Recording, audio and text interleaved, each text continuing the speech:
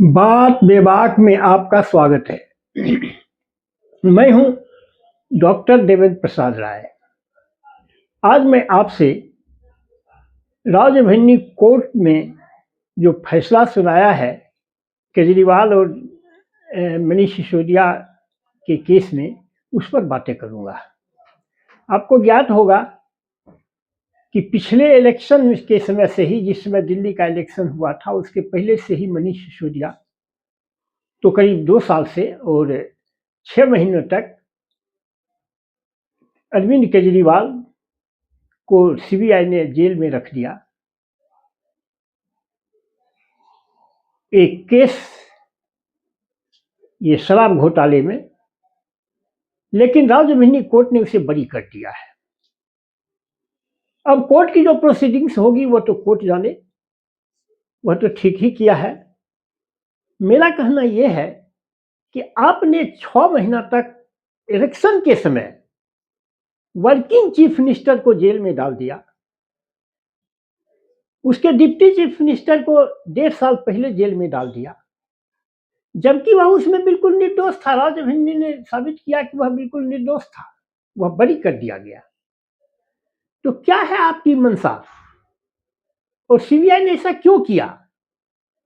लोग कहते हैं कि सीबीआई जो है सो तोता है सरकार का। यह तो साबित कर दिया कि सरकार का तोता है। सीबीआई उसको पुख्ता सबूत नहीं दे पाया। लेकिन अब सवाल है कि देखिए, अरविंद केजरीवाल और मनीष सिसोदिया ने कुछ गड़बड़, कुछ हुआ है जरूर शराब घोटाले में। नहीं तो जो शराब नीति थी, अगर सब ठीक था और ठीक से चल रहा था, तो फिर वापस क्यों ले लिया? उसको जारी कर दो, फिर से लागू कर देता, या उसको जारी रखता। उसको बंद कर दिया जब सीबीआई ने चढ़ाई किया, तब जब आलोचना होने लगी सर्वत्र, तब इसका मतलब है कि कुछ न कुछ गड़बड़ी हुई। लेकिन जो नियम है, हम बिहार में ही देखते हैं कि 3,000 करोड़ का घोटाला था, जिसमें कुछ लाख का घोटाला लालू प्रसाद पर साबित हो पाया। इसी तरह सीबीआई सबूत नहीं जुटा पाई। लेकिन कुछ भी हो, मनीष सिसोदिया तो अब बेदाग निकल गए, और अरविंद केजरीवाल अब वो फिर शेर से पहले अब सवा शेर हो गए। और अब 29 में इंडिया ब्लॉक से प्रधानमंत्री के 3 उम्मीदवार होंगे। अब देखना है कि कौन उसमें सफल होते हैं इंडिया ब्लॉक को लीड करने के लिए। एक तो राहुल गांधी तो पहले से तैयार बैठे हुए हैं। एक ममता बनर्जी का नाम भेजा जा रहा है। इंडिया ब्लॉक के बहुत सारे घटकों ने उसका नाम आगे किया है, प्रपोज किया है। और एक, अब यह तो स्वाभाविक हो जाएंगे, और यह या ममता बनर्जी, जो राहुल गांधी पर लगता है आरोप, और जो अपने भाषण का मुख्य बिंदु मोदी जी के भाषण का रहा करता है कि परिवारवाद और शाहजादा, वह आप अरविंद केजरीवाल पर तो नहीं लगा पाइएगा, न ममता बनर्जी पर लगा पाइएगा। ममता बनर्जी और अरविंद केजरीवाल न किसी की विरासत पर बैठे हुए हैं। उन्होंने अपने खुद कुआं खोदा है और खुद पानी पिया है। जो कुछ उनकी राजनीतिक पूंजी है, वह उन्होंने खुद पैदा किया है, किसी के विरासत पर नहीं बैठा हुआ है। ईमानदारी भी अब साबित हो गई। ठीक है, ममता बनर्जी का बहुत घोटाले उसके रिजाइन में हुए, गट्ठर का गट्ठर, बंडल का बंडल, मशीन भी नोट गिनने वाली हाँफती रही। उतने पैसा उसके मंत्रिमंडल के लोगों के पास पाया गया। लेकिन ममता बनर्जी के यहाँ तो कोई घोटाले में उसका इन्वॉल्वमेंट नहीं हुआ।